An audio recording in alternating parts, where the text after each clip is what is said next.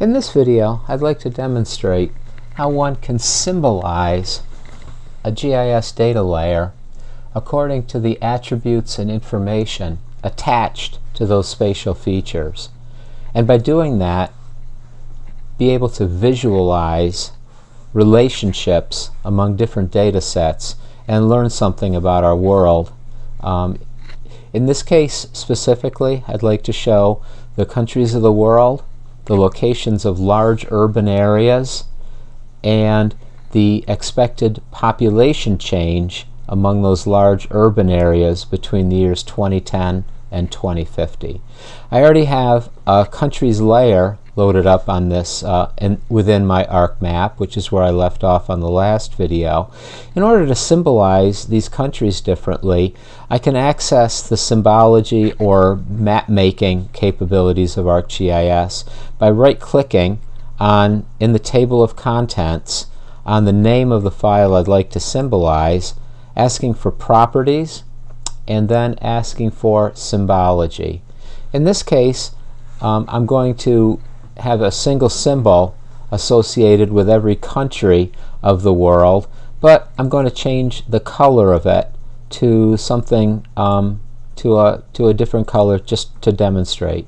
So change the mapping view of this to a different color scheme. I'd like to add another data layer at this time, and using again the plus sign on top of the yellow box, which is one of our most basic commands for add data. So I'll add another data layer at this time. I'll have to look around on my desktop, and I'd like to find another data layer called urban areas and load that up.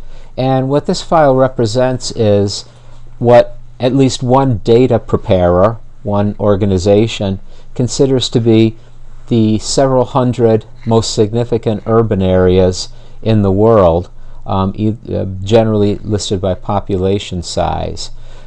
At the moment, these urban areas are all represented by a single dot of a similarly sized dot without regard to their population or any other characteristic of these.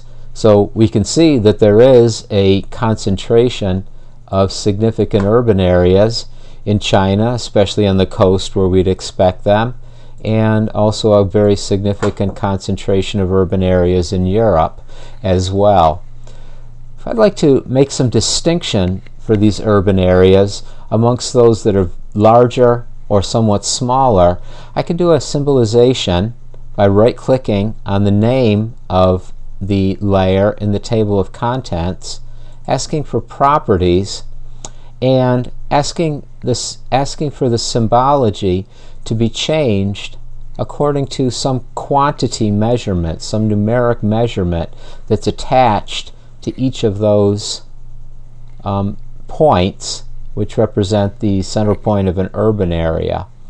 The field that I'm going to use is one called Pop 2010, which is a field, one of the pieces of information called attributes, which is attached to each of those points that are geographically represented as a dot.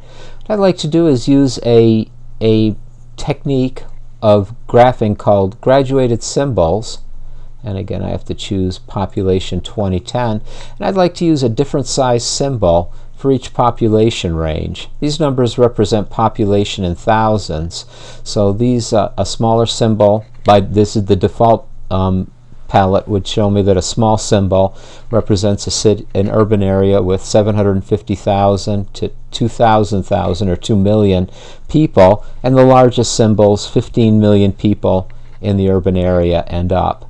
I think for a little more clarity, I'm going to choose to have 6 different symbol sizes available to me to classify, and then say OK. And now I have a visualization of the world where the actual population of the urban area is represented by the size of the symbol. And using the tools of ArcMap, I can use a zoom tool and have a closer look at East Asia and see where the major cities are located by zooming in, and we'll see that that there are certain concentrations of major cities and some smaller cities associated with this, and that's our representation of population of cities and mapping them.